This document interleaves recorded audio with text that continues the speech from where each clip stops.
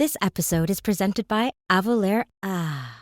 Hi, this is Akash Palkiwala. I'm CFO of Qualcomm, and you're listening to CFO Thought Leader Podcast. This is episode 908. The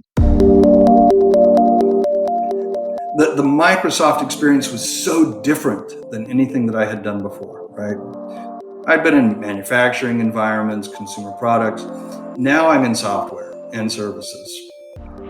Totally different culture, totally different way of thinking about the financials of the company, and very, very different expectations for finance.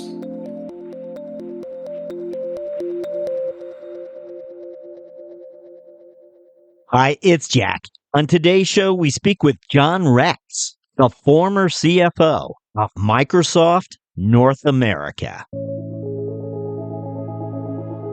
Only 12 months into a 7-year leadership stint at Microsoft Corp, John Rex tells us he very nearly got the boot.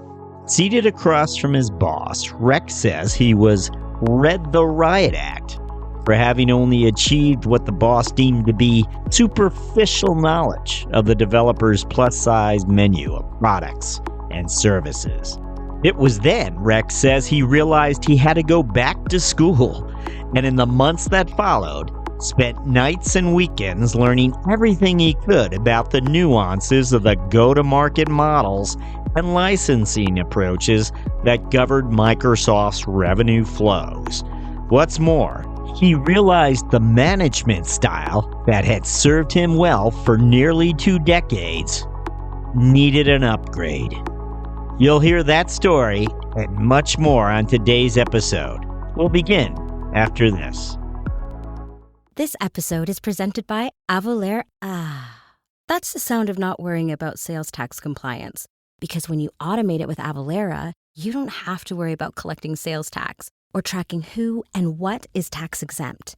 With Avalara, you don't even have to worry about new tax laws and regulations. Avalara does it for you.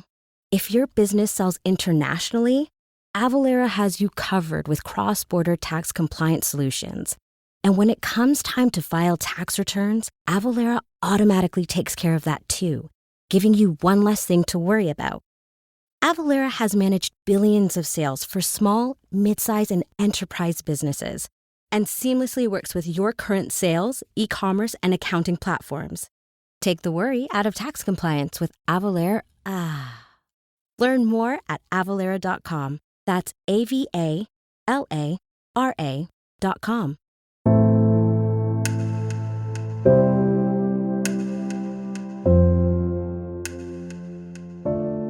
Hello, we're speaking with John Rex, the former CFO of Microsoft North America. John, welcome. Thank you. Glad to be here with you, Jack. So, John, we always begin by asking our CFO guests to look back for us and try to identify those experiences they feel really prepared them for the role, ultimately. As you look back, what comes to mind? Yeah, well, at my age, I've been around the sun 60 times, so there's a lot to look back on. But I'll tell you, when I think about what was most foundational in my development to eventually take on the CFO roles that I did, I really have to go back to the early 90s when I spent time in Brazil as a financial analyst for the Kodak subsidiary. Now, the younger listeners on the call are going to be like, Kodak, what's that? Well, there was a time when Kodak was this great, respected global powerhouse. But in any case, that experience was pivotal for me for a couple of reasons. One was just the Brazilian market itself. You have to understand, in those days, there was hyperinflation of 40% a month. And so it was like the world's best finance school because you had to be so on top of cash flow, all the items on the balance sheet. You had to be on top of price. I mean, it was just so fast paced that it just really threw you into the deep end. when it came to understanding the financial nuts and bolts of any company, just because of what that economy required of you. The other thing was I had the really good fortune of working for a CFO in those days in Brazil, the CFO of the local Brazilian subsidiary. His name was Valdir Seidenthal. Okay, German Brazilian, great name, Valdir Seidenthal, and Valdir was this quintessential leader. And what I mean by that was he was just so good at getting the most out of teams and out of individuals. I was 27 years old at the time, and I watched him really teach, develop, and manage people in a way that got them focused on really driving the business in impactful ways. And I just loved being under his tutelage. So, John, can I ask, were you bilingual? I mean, what led you to jump in to the South America market? Because I know you were based in Chile for a period, perhaps. Yeah. Well, the short answer is yes, I was bilingual, but I didn't speak Portuguese. I spoke Spanish. So yeah, I learned Spanish when I was about 5 years old. Long story, but I lived in Colombia when I was a little boy, later lived in Argentina. That's probably a story for another day. But I went to Brazil fluent in Spanish and my native English, of course. And then I learned Portuguese. And I think that it's interesting you would bring that up, because there's no better way to understand another people, another culture, than learning their language, right? And I bring that up not so much because it was important for my formation to understand Brazilians. I bring it up because that experience, along with some other life experiences, really taught me the importance of adapting to different cultures, different peoples, different mindsets, different perspectives and points of view. You know, you grow up in the good old US of A and you kind of think, oh, we got a corner on pretty much everything. Well, turns out it's not so true. And that early conditioning to adapt to other people's thinking, man, that just served me well in every job that I ever had, and global responsibilities and so forth. Now, was there, again, you were 10 years in that region of the world? Yeah. Spent 10 years in Brazil, Chile, and Mexico. And then I like to kid that another almost 4 years in Miami, which I also consider a foreign country. But it was very formative because I developed such an appreciation for people of all walks of life. You know, obviously I operated in the day-to-day in like a multinational environment. And when you're, a CFO of a local globally known brand, you get to rub shoulders with politicians and economists and all of that kind of thing. But I also, attended my local church, did volunteer work in country. And so it really exposed me to life at all different levels and gave me an appreciation for the simple fact that every single person on the planet matters. No, I wanted to understand better because as we speak to different executives who grew up in different corporations, GE guys get sent abroad pretty quickly. What was it at Kodak, and were there others like you out there, or were you kind of unique for Kodak? Well, yeah.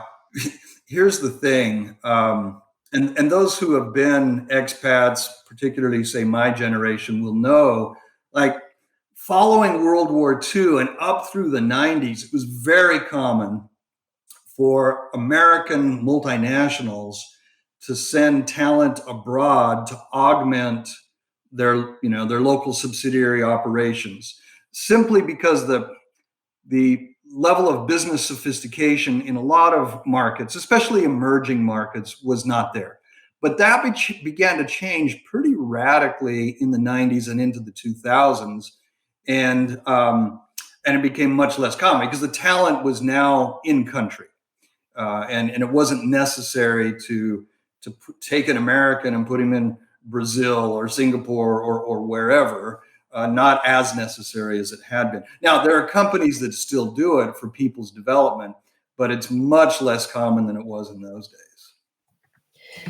Meanwhile, there's what's happening at Kodak. Again, the whole digital world is upon us at the end of the 90s. It's just beginning. We're thinking, what's going to change here? What's the possibilities here? Yeah. And of course, Kodak had to go into a real transformation mode. And I know there's a huge intellectual property. It began selling its patents and leverage, looking at the world a little differently. And you come back and things are changing so swiftly for Kodak. What is the role that you play at that point in time? Yeah, it was such an interesting time because, in the 90s, Kodak was over 100 years old at that point, globally recognized brand and so forth. And I always kind of chuckle a little bit because so many people will say to me, oh, Kodak was caught off guard by the digital revolution. Nothing could be further from the truth. Like, Kodak totally understand the digital revolution was coming and attempted to prepare for it. It was just such a radical departure from how Kodak had made money. Like, you bought a roll of film and it didn't matter if you took one single picture with that roll of film, Kodak still made money, right? And then you take that and get it developed. It didn't matter if you liked one or all of the pictures, you still had to pay for all of them. Anyway, today nobody makes money off pictures except maybe some professional photographers. And so it was just a total upheaval of that industry. I'm not sure that anybody could have really survived it too well. I'm going to cut Kodak some slack because I was there and I saw the inner workings and how hard the company tried. But I think the core competencies just weren't there. The mindsets weren't there. My last few years were really not fun at Kodak. My job was to take out costs. My job was to protect the bottom line and do all of those kinds of things. And it was tiring, to be honest with you. It's just like, it's not as fun as growing something. I was shrinking something in those last few years, which is eventually why I left and went on to greener pastures. But I learned a tremendous amount from those experiences, not the least of which was how to be frugal and how to manage really difficult people situations when you're just continually shrinking and shrinking. One of the more popular books on the podcast recommendations from CFOs is The Innovator's Dilemma. Do you think was Kodak a good example of one that struggled with the innovator's dilemma? Absolutely. I mean, digital photography came underneath Kodak's belly and just chewed it up. And the business model itself was completely undermined. Like today we all carry around our phones and that's how we capture pictures, right? Very few people carry around a camera. They carry around their phone. That's at least consumers. That's how we capture images now. And nobody makes any money when I have thousands and thousands of pictures that I have in the cloud. No photography company is making money off of those pictures.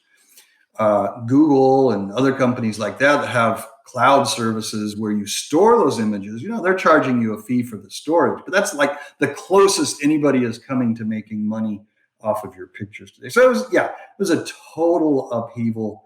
Now, could Kodak have done a better job of applying their technologies to other markets? Yeah, I think so. And, you could argue that Fuji and some other companies have done that pretty well, while most photographic companies didn't. Probably those that were more focused on hardware did better than those who were more focused on the chemistry. When you were at Kodak 13 years, so I appreciate you taking that time to talk about that chapter with us. It was an important one, clearly, but that's an investment of career years. Who are you when you leave? Are you the FP&A, seasoned FP&A executive? Are you, you're not a controller? What are you? Yeah, when I left Kodak, I had been the finance director for the Americas. So I had responsibility, oversight, primarily for the sales and marketing companies. So yeah, it was a heavy FP&A job. When I was in country, it was a much more holistic job. When I was in Brazil or Chile or someplace like that, if we had manufacturing and so forth, I was responsible soup to nuts, tax, treasury, auditing, the whole 9 yards. That was actually more of a full-bodied CFO job. The higher I rose in Kodak, the more it became an FP&A type role. The dollars were much, much, much larger, of course, but it was more of an FP&A role. What are you looking for though? What as you move on, you probably said, okay, I want to get here. I'm Yeah, looking for this role. And of course you continue to build your career at Novartis, right. sizable big brand name. Yeah, Um, if you can just find the right role for yourself, what is it that yeah. you're thinking? Well, one of the things I was really looking for at that stage of my career was an experience beyond Latin America and the Americas. I wanted a global role. And that is what Novartis offered me. As I became CFO of Ciba Vision, which was the eye care company of Novartis, I had responsibility for the entire financial operations of that subsidiary company around the globe. Now, it was a smaller dollar amount than what I'd been managing at Kodak, but it had tremendous complexity. We were operating in 40 some odd countries, and we had manufacturing in many different countries, and so it was a fantastic experience. And Novartis gave its subsidiary companies a fair amount of autonomy. In fact, that's kind of one of Novartis' strategies, is to create some Chinese walls between the parent corporation and the subsidiary operations. And so I had a fair amount of autonomy. And that was another fantastic school for me to run a global company, which it was. And with all the complexity that implies, it was we were making contact lenses. That was our primary product, and so it was a consumer product, and it was manufacturing. So it was a nice follow-on to my experience at Kodak, which was also a lot of manufacturing and consumer products, but now in a totally different industry. Your evolution as a leader, I mean, it seems like you're landing at Novartis already a leader. You've Yeah. already, again, you had enough breadth and had managed enough people to feel confident to step into that CFO position. I did. Yeah, I say that modestly, but I felt well prepared and I felt confident. One of the probably unique things about me is that over the course of my career, I discovered that even more than income statements and balance sheets, what I really loved was building high performing teams that delivered very significant business impact. And I geeked out more and more on leadership as the years went by. And I realized early on in my career, and the guy I mentioned earlier, Valdir Seidenthal, really taught me a lot about this. And it's a bit of cliche, but it's one of those enduring truths, and that is your success depends so much on the people that you surround yourself with. And I figured that out pretty early in my career because I was fortunate enough to be thrown into senior leadership roles pretty quickly, and I just knew, man, I don't know everything that's required to get this job done. So I've got to have some experts around me. I've got to have some strong people around me. I need to rely on them because I can't do everything myself, and I can't know everything myself. What is it that you took away from that leader you've mentioned more than once now in Latin America? How he treated his people, how he incentivized them, how he gave them a wide enough berth to learn and fail. What was it exactly? Yeah, I think there were a couple of things that he modeled for me that I just really appreciated. One was he took a very genuine interest in the development of his teams. In other words, he was very focused on giving people lots of opportunities to learn, to grow, to stretch. He was he was very focused on giving people as much autonomy as he possibly could. At times, slightly more than they were probably prepared for, which I think is a terrific strategy. You don't want people to drown, but you want them to stretch, and he was really quite skilled at doing that. So he was always focused on that. He was monomaniacally focused on three pillars of his strategy: people, processes, and technology. So he was always working to develop his people, get the right people in the job, recruit, develop, and retain. Those three aspects of people management. He also was always looking for, how do we make everything that we do more efficient?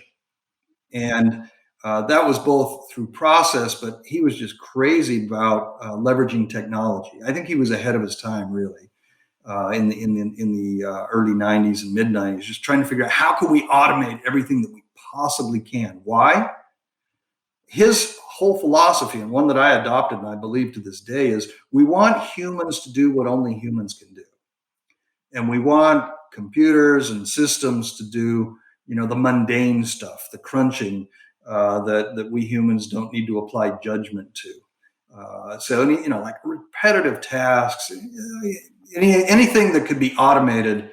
I continue to be a huge fan of that to this day. And now we can go down a rabbit hole of AI, which is a whole different conversation, right? But I'm sure that's crossed every listener's mind as you were saying that, about him being out there in front with that thinking, because we're all trying to play catch up now, trying to think about how to leverage AI or how it's going to be leveraged. Of course, you spent 7 years, and I'm sure there's some takeaways from Novartis, so don't let me step on them, but 7 years at Microsoft. In this next chapter that you open, it would seem to me there's maybe a recruiter knocked on the door, or I don't know if you want to give us the shorthand. No, that's exactly what happened. I got this call.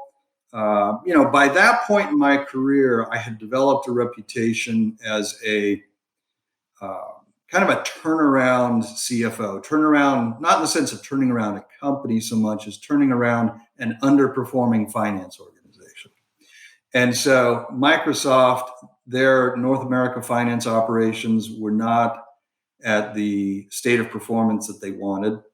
And there were folks that were at Microsoft who, coincidentally, I had worked with earlier in my career. And so, they recommended, hey, reach out to this John Rex guy. He's over at Novartis now. Maybe he would be interested in coming to Microsoft. Long story short, 16 interviews later, I was hired at Microsoft. And that experience was truly, the Microsoft experience was so different than anything that I had done before, right? I'd been in manufacturing environments, consumer products. Now I'm in software and services. Totally different culture, totally different way of thinking about the financials of the company, and very, very different expectations for finance. So finance at Microsoft is really, in the years I was there, and I left 7 years ago, but in the years that I was there, it was a different role than what I had been accustomed to. I was accustomed to information flowing toward me as a key decision maker.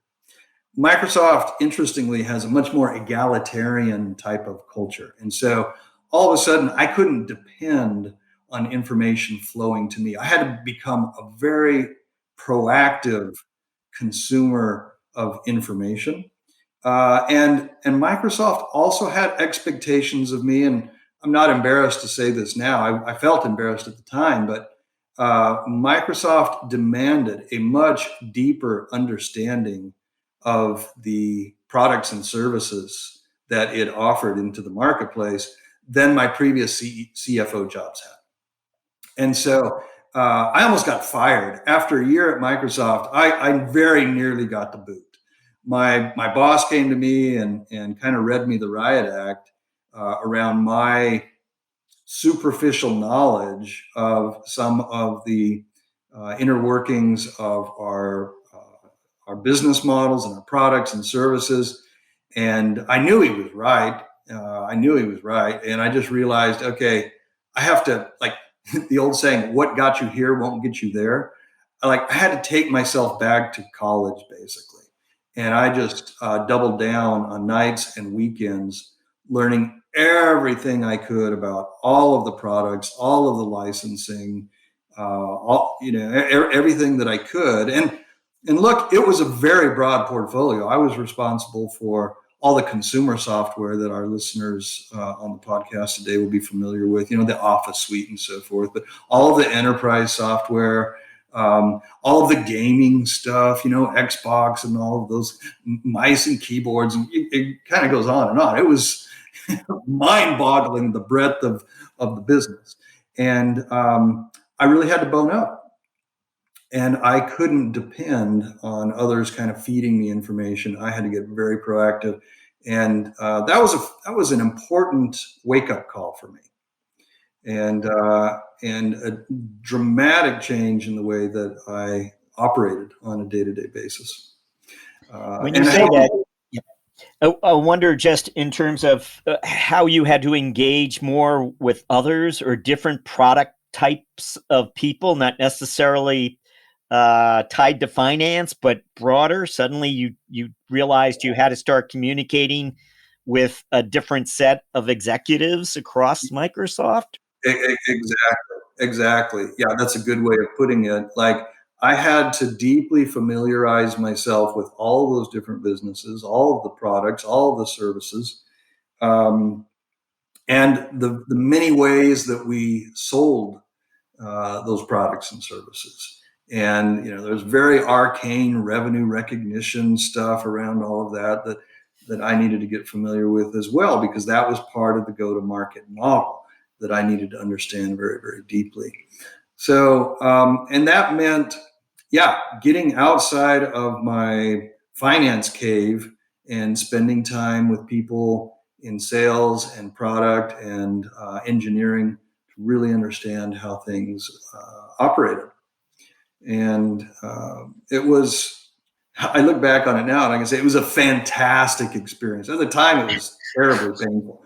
But I look back on it now and I realize, wow, that was such an education. I learned so much. And I became a much more, I was about to say effective, and that's a fair word for it, but also a much more credible leader because I understood the business so much better than I had before.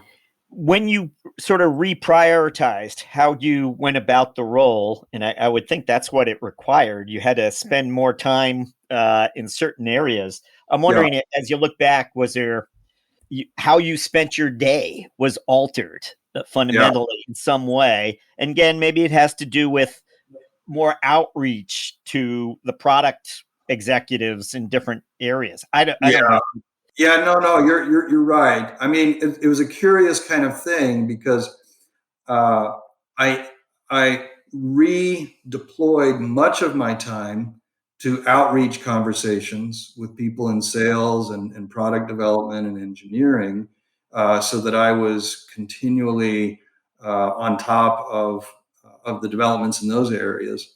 And I spent a lot more alone time studying documentation, studying reports and reviews of products and services. And so, whereas in my previous CFO role, I'd spent a lot of times in large group meetings, and I still did that at Microsoft, but there was this unique kind of study time. And one of the interesting things about Microsoft is they tend to give everyone an individual office. And Bill Gates' initial thinking on that was, hey, this place is like a university, like a dorm. We want to give everybody a dorm room where they can hole up and really get heads down on the work that they need to do. And I realized that was an important part of the culture. Like, if you're going to bone up on something, you got to carve out some alone time to go deep on it. And that was an important learning for me. Look, one thing, I'll just mention this anecdote. When I arrived at Microsoft, I remember I'd probably been there 2 or 3 weeks, and someone said to me, like, "Hey, welcome to Microsoft." And if you're still here a year from now, let's reconnect. and that was actually, there was nothing malicious about that comment. It was just very honest, because the success rate of senior executives going into the company was well below 40%. And I saw so many of the fellow executives who were hired when I was hired flame out. I don't know a kinder way to put it, or maybe they just chose like, hey, this isn't the place for me. But Microsoft really was a place where one needed to adapt in significant ways to operating differently. And I'll just use this word egalitarian again. It's a very self-serve kind of environment. Everyone is expected to know the business at quite deep levels. And that was a different way of operating for me. And I saw other executives struggle with that and eventually choose to leave or were invited to leave. I like the other phrase you used, a proactive consumer of information. You had to actually be proactive about it, not waiting for the numbers to show up on your screen in a morning email. Yeah. Wanted to trying to get a clue here. So you increased your outreach. I have a sense, though, that in some of what you shared with us so far, that what eventually might have given you an edge and allowed you to succeed at Microsoft was your ability to build high performance teams. I know you mentioned that early on. Did that come as part of your brand ultimately as you succeed at Microsoft, or absolutely, or was there something else? Was it? No, that was a huge part of what, if I was successful at Microsoft, and I feel like it was a pretty good run. A huge part of that was assembling powerful, impactful teams. We adopted a motto. We penned a motto on my team that was think big, and deliver big impact.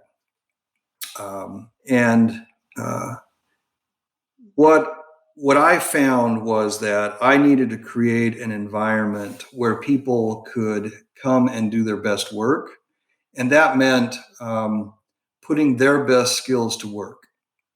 And you hear all the time, oh, you got to get the right people in the right jobs, and I really believe in that. I think that is a fundamental concept that we don't always take to heart and really spend time working on. And so I focused,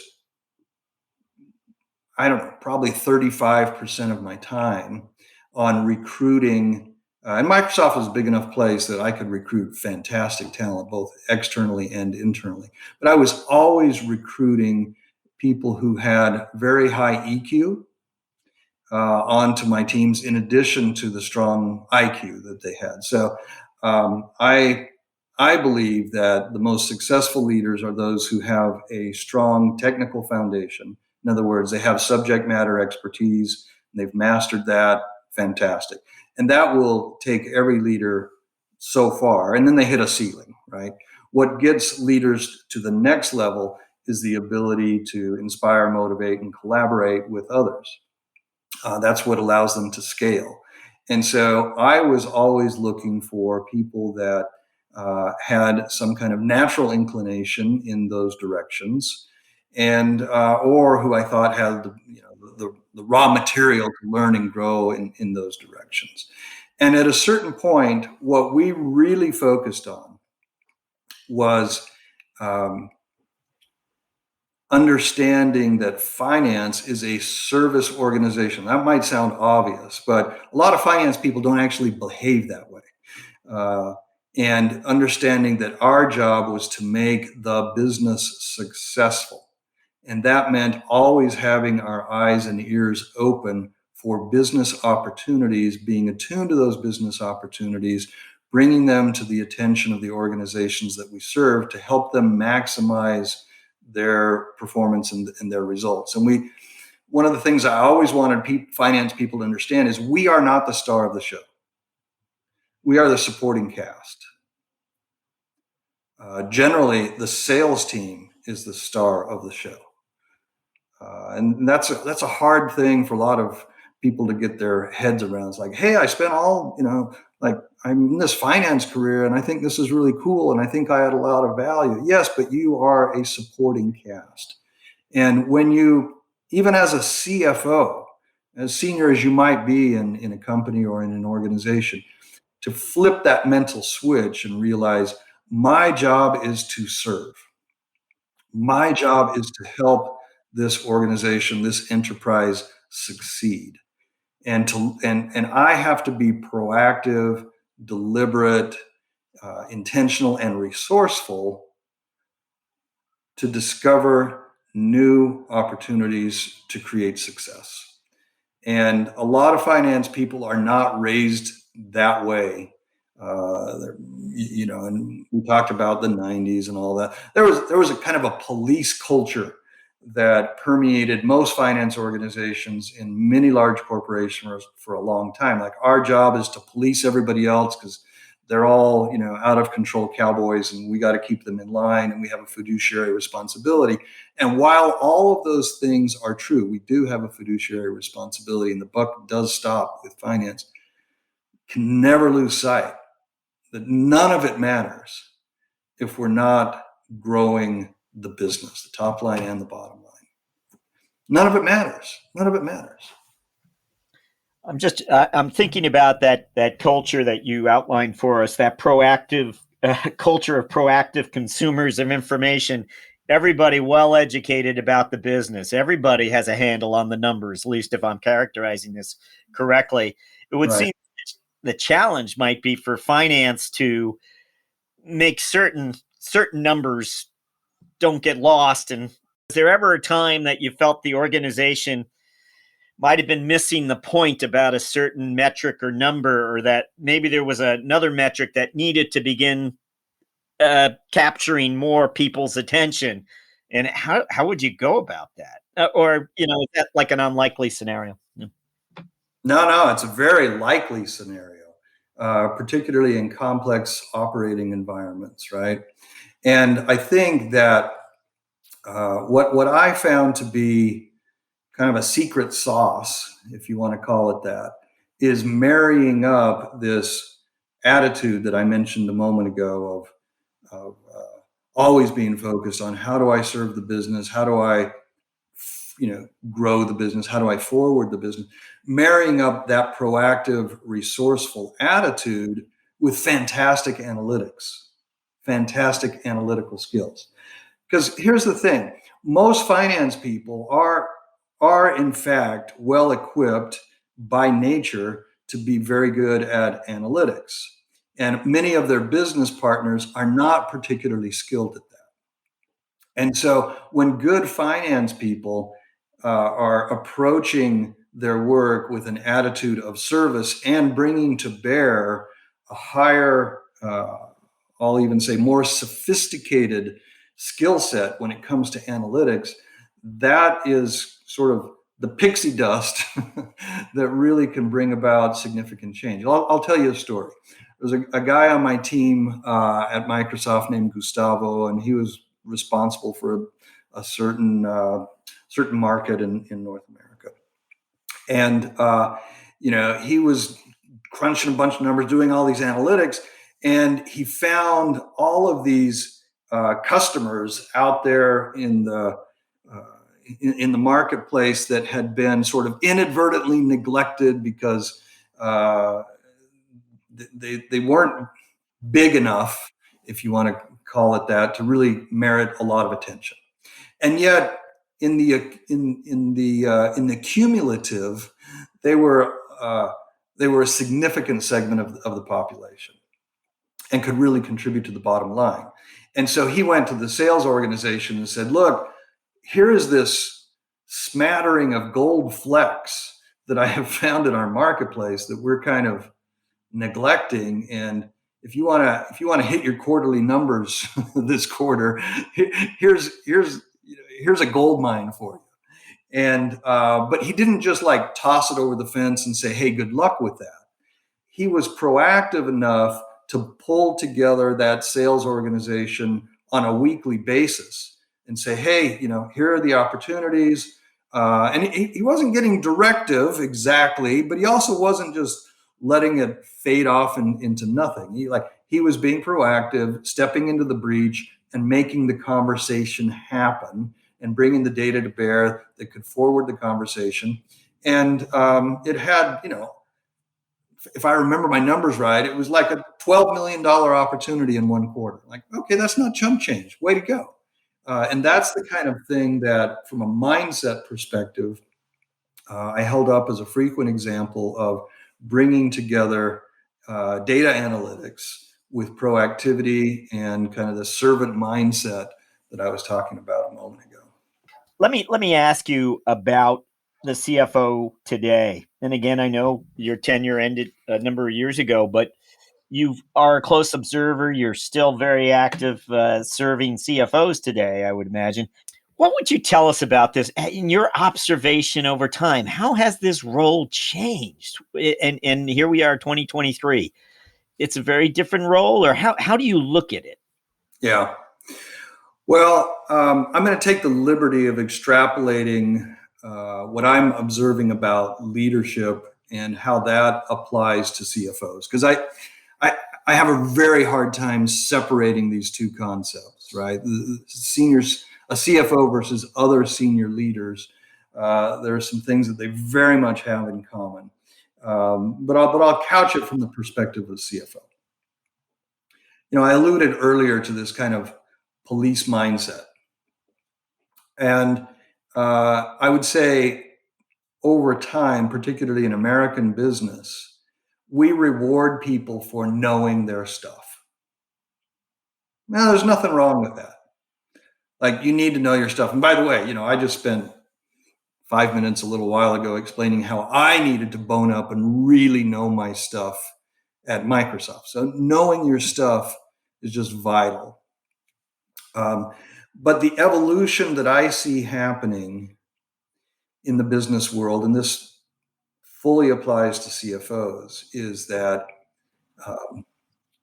the best ones are developing this combination of subject matter expertise with deep curiosity. And what that does is it allows them to show up with what I call humble confidence. They're very, very confident in their subject matter expertise, as they should be and as they need to be. That's required of them. And they are extraordinarily curious about the vast universe of things that they don't know. Maybe about the marketplace, it may be about opportunities. It's like they just have insatiable curiosity.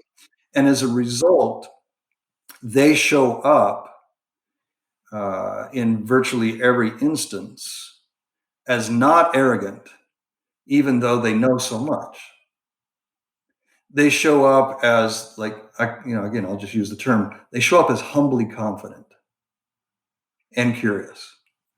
And so, whereas, the CFO of years gone by kind of often would show up as the know-it-all and kind of with this telling people what to do or what they can't do kind of attitude, I would say today's CFO is hyper curious about what's possible for their enterprise, for their market, for their customers, for their organization, for their people. So they're bringing curiosity to every conversation. And so that leads them to take an approach which is much less like interrogation. Like when I was growing up in the corporate world, senior leaders, their job, it seemed to me, was to interrogate everybody else.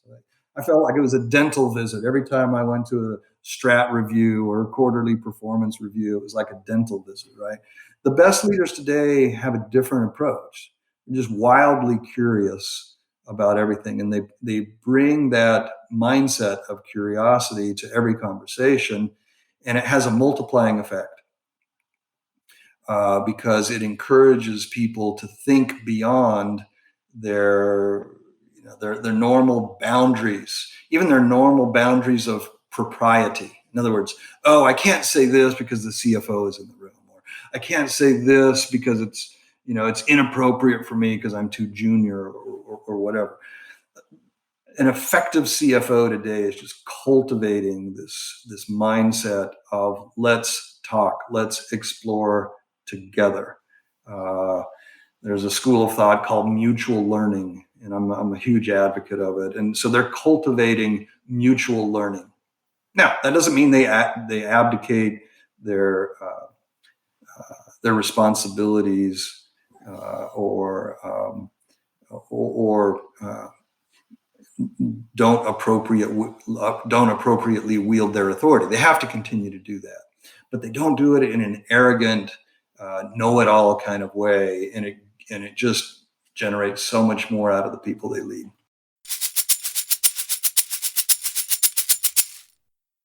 From episode 822, this is 1 Minute with CFO Peter Walker of Sterling.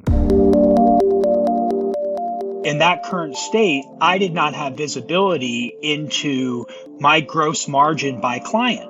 So while I priced a client deal, I didn't know how much I was actually making on the client deal once their program was in place.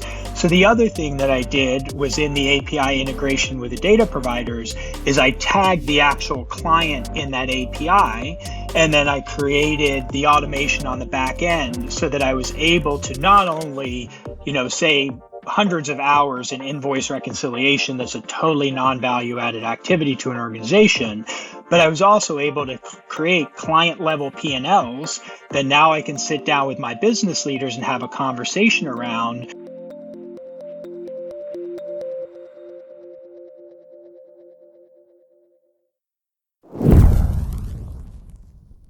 Another question I'm tempted to ask you is that if you were beginning a finance career today, what initial skills would you, what is the role you'd be looking to land in your 20s to climb the ladder? What is it that you'd be looking for if you ultimately wanted to enter the CFO office?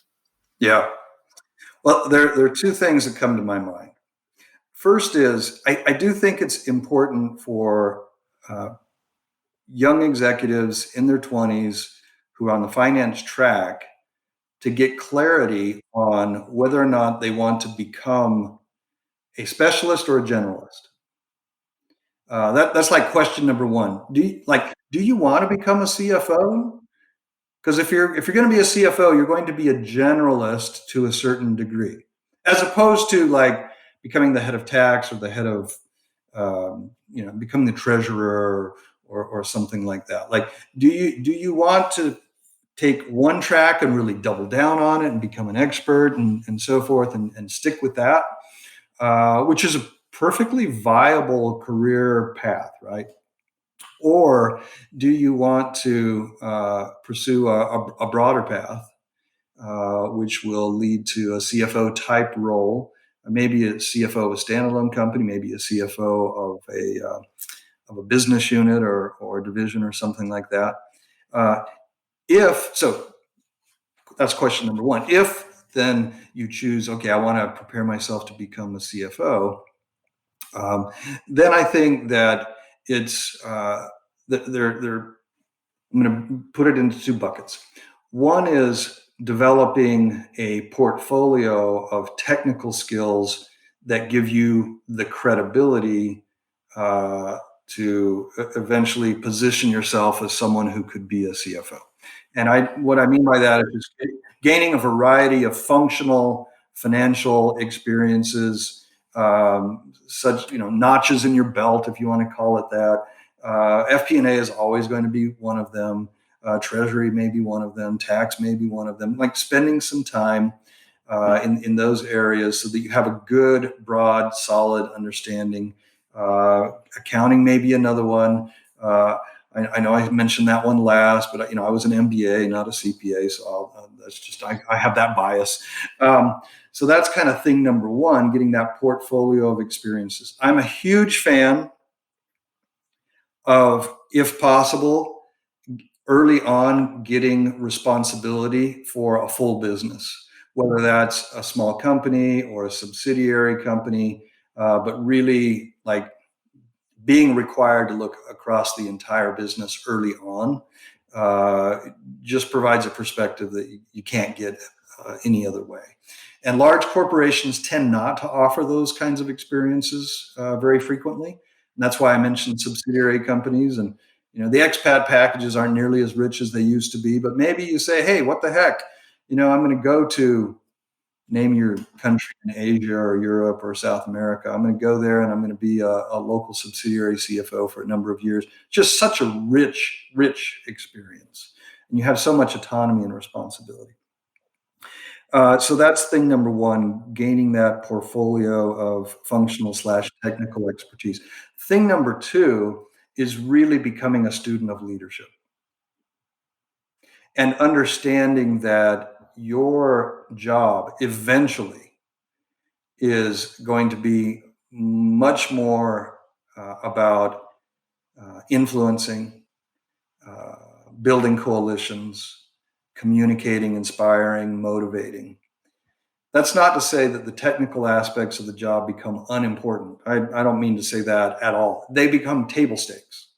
Like you don't even, it's like the ticket to the dance. You don't get to go to the dance if you don't have the subject matter and the technical mastery. But at a certain level, everybody's got that. It's no longer a differentiating factor. And so the ability to scale your impact through the skills that I mentioned a moment ago, communicating, collaborating, influencing, and so forth. Those are the levers that really propel someone to those highest levels. I know plenty of highly technical, knowledgeable people who'd be terrible CFOs because they are not good at collaborating, inspiring, building coalitions, and all of those kinds of things. So you really have to look for opportunities that are going to require that of you, throw you into the deep end. I was fortunate. I was 28 years old when I was, when I was named a local subsidiary country CFO, and it was a furnace. Heated up my metal in a hurry and just kind of forced me. And so if I would say to anyone in their 20s, if you can find opportunities that are going to demand that of you, pays off richly, richly over time. Wondering, I don't want to put you on the spot here. We didn't talk about this beforehand, or maybe we did. When you talked about curiosity, there's one thing CFOs better have curiosity around. It's AI. But what are the questions that CFOs need to be asking as it relates to AI? Well, first of all, let me say I'm a long way from being an expert in AI. However, I'm doing a lot of dabbling with AI these days because I kind of have just innate, insatiable curiosity. So I'm messing around with ChatGPT dozens of times a day. For research, for helping me craft better emails, for finding answers for clients, And I would. So the first thing I would say is become a student of AI. Like familiarize yourself with it. Don't just read about it, but play with it and use it. Whether that's ChatGPT or I know there are other platforms. I'm woefully ignorant of most of the others, but just play with it. And see what it can do. It's eye-opening to just play with it. And you can do very mundane things, and you can do more sophisticated things. And now there are plugins, and I just loaded some plugins into my ChatGPT account 2 days ago. I'm like, wow, it can now do this. It can go read websites for me and things like that. So I would say, first of all, just become a student of AI. And as one becomes more of a student of AI and what it's capable of, I think that will inform potential applications for it in your particular industry, field, or market. At the very least, it will begin to engender questions. Like, oh wow, I hadn't thought about this, and that will lead you to ask more questions and and spend some more time in research and just learning, and then talk to people. If I were a CFO today, I think that I would, and I'm just thinking out loud. If I were a CFO today, I would sign up for a couple of annual conferences on AI. I would go immerse myself in it because everything leads me to believe that it's going to be very impactful for every profession, not the least of which is finance. So I would go spend some time, 1 or 2 AI conferences, and just rub shoulders with the people who are neck deep in this, watch the demonstrations, listen to what people are talking about. It's funny, like 18 months ago, we were not talking about this. I mean, we were a little bit, but not much. Man, all of a sudden, bam, it's here. And I think it's incumbent on every CFO, every finance professional, really, to get up to speed, lickety split. Sure. We're going to jump to what we ordinarily refer to, I told you about this, our finance strategic moment question, which is really designed to give you the opportunity to share some strategic moment that you had in the past. It might have happened back in the 90s. It might have happened at Novartis, might have happened at Microsoft, could have happened last week. But wondering, given your lines of sight into the organization over time as a finance leader, whether you came to a strategic moment that allowed you to pursue an opportunity, avoid a risk, whatever it may have been. Anything come to mind? I think the big strategic moment for me, and this might not sound big to our listeners, I don't know, but hey, it's my life, so I can say what was big for me. What was big for me is when my ego flipped the switch from I'm the star of the show to I'm not the star of the show. And there's this guy named Donald Miller, and he talks about stories, and as it might be inevitable, he talks about Luke Skywalker, okay, and in the whole Star Wars saga. But let's just stick with Episode 4, New Hope, and he talks about how the star of that show, that story, is Luke. Okay, and probably none of us are confused about that, but it's easy as a finance executive to think that you are Luke Skywalker.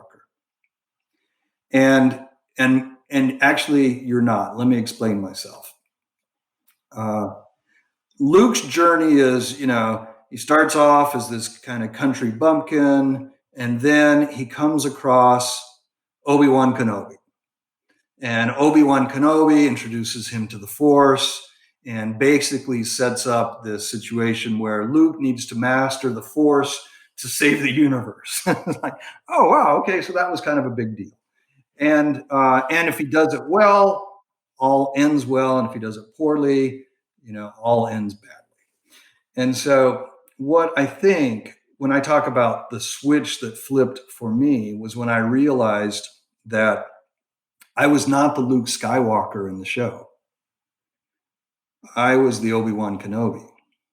My job was to help Luke Skywalker succeed.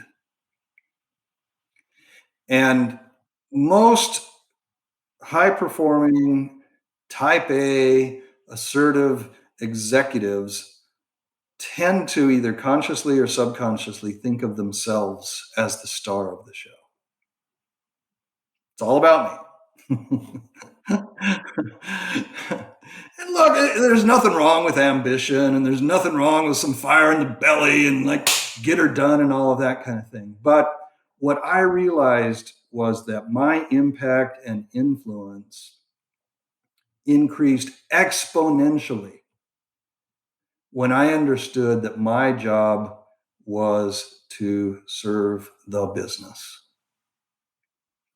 and the market and our customers, and while also, keeping my fiduciary hat on nice and firm. But that was a big change for me. It made me much more collaborative. It made me much more creative. It made me much more sympathetic. when I stopped seeing myself as the star of the show and I started to see the enterprise or the business, my business partners, as the star, collective star of the show, that was huge. And so for me, that is a strategic moment because it fundamentally changed the path that I was on. And it also, to a large degree, informed the vision that I imagined for a better future state. Because now my vision looked like enterprise success, not just finance success, enterprise success, not just John Rex success or John Rex wealth building or whatever. It was a different lens, a different prism that I was looking through, and that was a profound change. When I look back at my 31-year-old self, I realized, man, I antagonized a lot of business partners. I really did. I think most, I've always been a pretty nice guy, but I think a lot of them really hated my guts because I was not helping them. I was hindering. I didn't intend to. I was a well-intended guy, but my focus was wrong. John, what would be your advice to new CFOs or finance executives who are likely to step into the role in the coming 12 months? Yeah. Well, my first piece of advice is to buy the book, The First 90 Days by Michael Watkins. Fantastic book. Nothing in that book will surprise you. Nothing in that book will surprise you. And yet it is a powerful blueprint for how to succeed in a methodical, thoughtful way in any role. And I recommend it to all of I've read it myself a couple of times as I went into roles. Read it meaning I applied it, right? And I recommend it to any executive who says, hey, I just became CEO of this company or CFO or whatever C-suite role they're in, or really any leadership role. Look, read The First 90 Days, Michael Watkins. It's going to give you a blueprint. It's going to tell you exactly what to do. It's a recipe. Follow the recipe, and it will work for you. But here are the nuggets. Here are a few big takeaways that I think are important from that book and from my own experience too. Number one is listen. When you're a newcomer into any role, I think the most important thing that you can do, especially in the first 30, 60, 90 days, is listen. Do a listening tour. Listen to your stakeholders, listen to your business partners, listen to the members of your team. And really, you can develop more detailed questions, but it all boils down to two questions. What's going well? What's not going well? What's going well? What's not going well?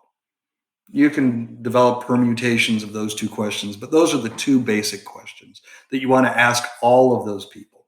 Ask all of those people. What's going well? What's not going well? You're going to have contradictory answers. You're going to have miscellaneous answers. You're going to have answers that make no sense. But there will be patterns that will emerge, and they will be golden threads that you have to pay attention to as a new leader. And I won't even try to give examples of what they might be because they can be all over the map. So you don't know what they're going to be. That's the whole purpose of doing the listening tour, just to listen. And then I would say the next thing is, as you listen, begin to formulate your initial thoughts on what you think you should do about the opportunities and or the problems that you hear about. And then everybody's heard this a million times, identify the quick wins. Now, here's an interesting way to think about quick wins.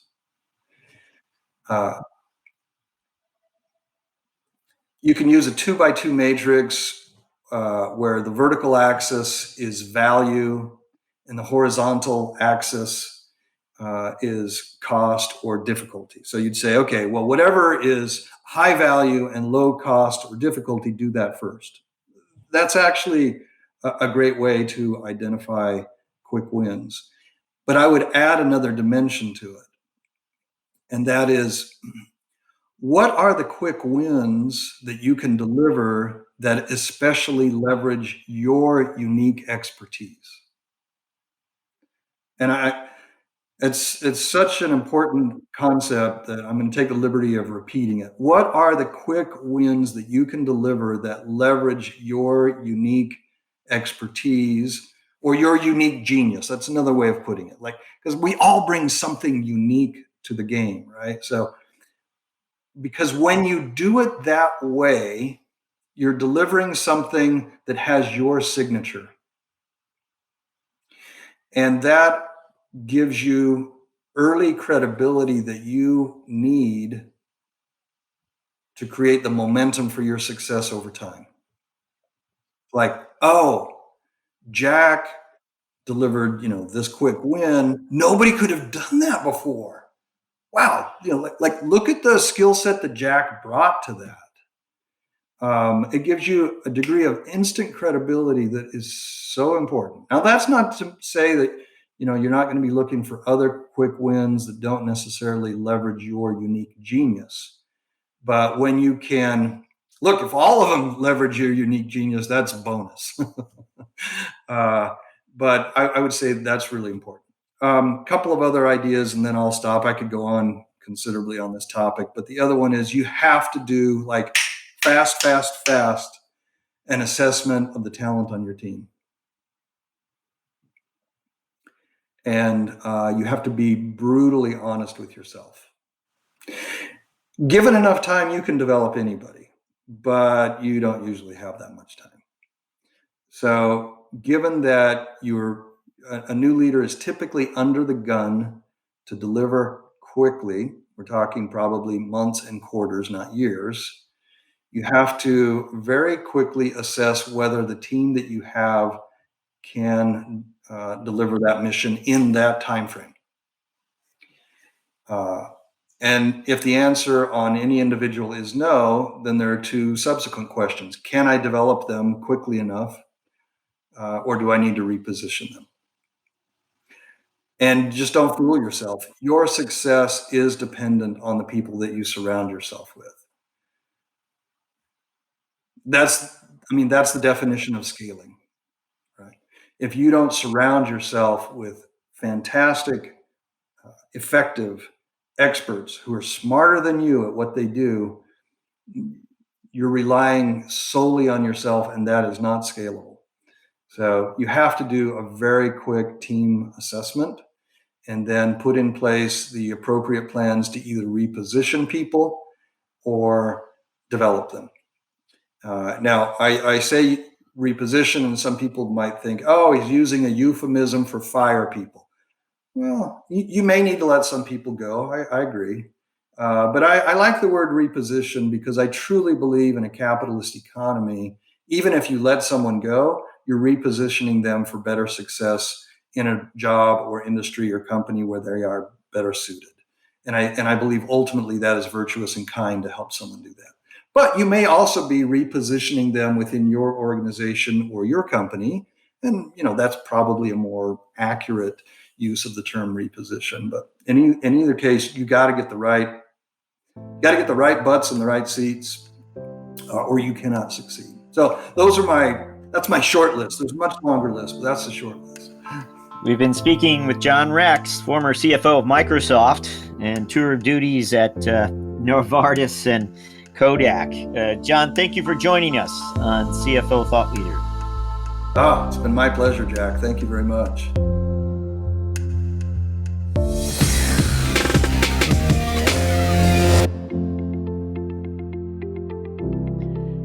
Hello, Thought Leader listeners.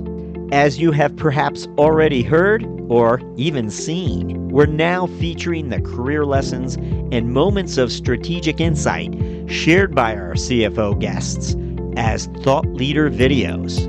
You can now find these videos on our blog at cfothoughtleader.com, and of course our newsletters but also on LinkedIn. If you haven't already, please go ahead and follow our CFO Thought Leader LinkedIn company page, and you'll be certain not to miss a single Thought Leader video debut. CFO Thought Leader, the #1 thought leadership platform exclusively for and by CFOs. As always, thank you for listening.